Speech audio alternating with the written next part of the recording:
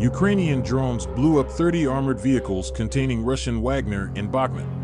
The explosion erupted on the battlefield near Bakhmut when drones Ukraine dropped a bomb on the Russian Wagner Group that tried to besiege Bakhmut. Russia's Wagner Group troops have suffered heavy losses in recent weeks around Bakhmut, a town close to the dividing line between the eastern and southern theaters of war.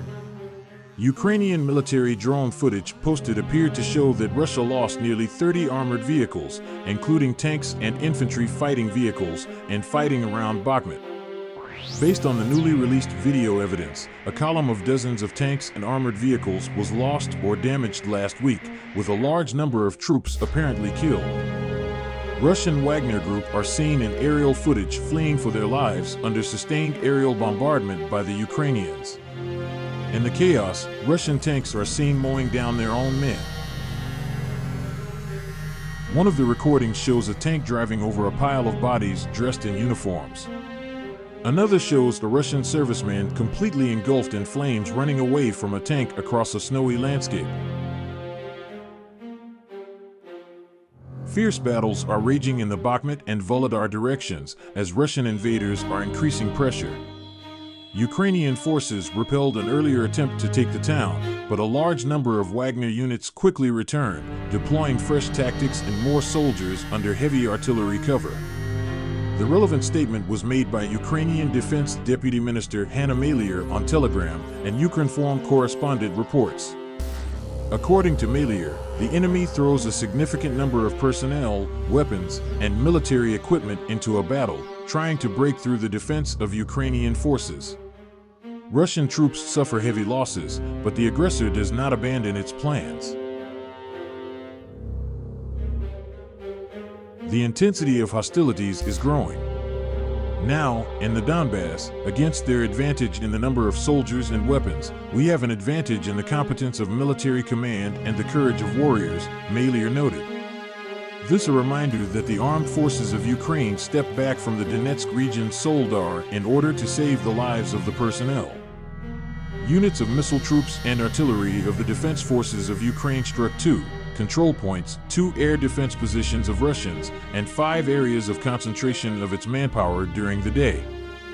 Ukrainian officials say they are strengthening forces around Bakhmut and repelling constant attacks by Wagner fighters, whose leader, businessman Yevgeny Prigozhin, is targeting the area's vast underground mines.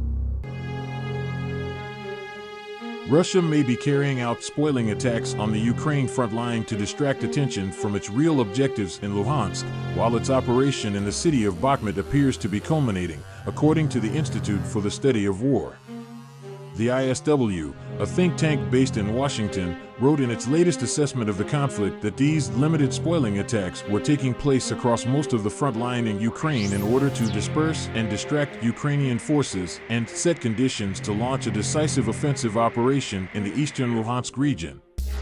In the past few days, small squad-sized Russian assault groups of 10 to 15 troops have been launching these limited ground attacks on 2 main sectors of the front line, in central Zaporizhia Oblast along the Kamyansk-Mali-Sherbeki-Malov-Tokmachka line and in the Soledar area of western Donetsk Oblast.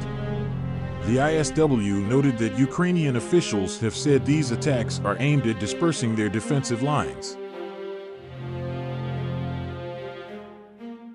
The size and nature of these attacks suggest that they are more likely spoiling attacks that seek to distract and pin Ukrainian forces against discrete areas of the front than a concerted effort to relaunch offensive operations to gain ground in the central Zaporizhia and western Donetsk directions, according to the think tank analysts.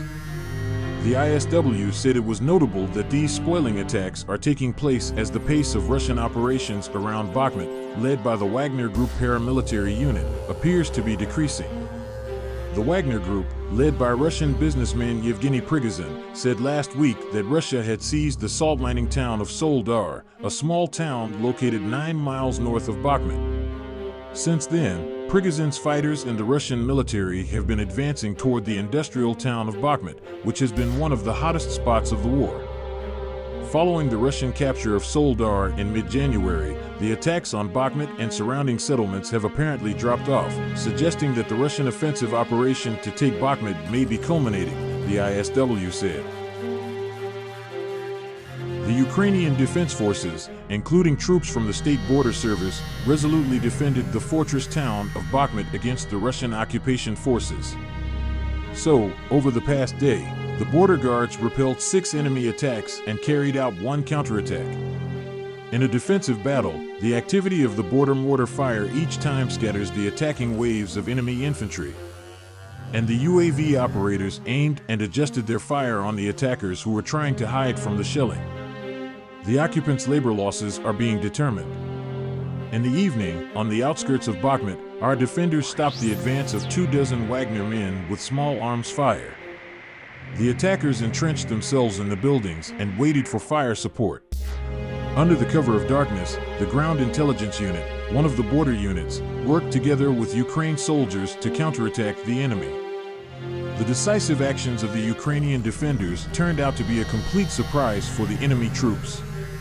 In hand-to-hand combat, 6 of the attackers were destroyed, 9 were injured, and the rest of the Russian soldiers fled.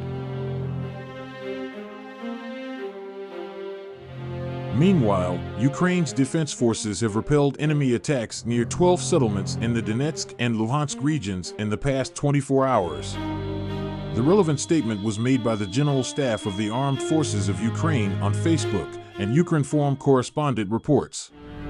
Over the past day, Russian troops have launched 10 missile strikes, including 1 on civil infrastructure in the Zaporizhia region. Additionally, the enemy launched 26 airstrikes and opened fire with multiple launch rocket systems, MLRS, 81 times, including on civil infrastructure in the Mykolaiv region's Kharkiv. Casualties among civilians were reported. According to the General Staff, the threat of air and missile strikes is persisting all over Ukraine.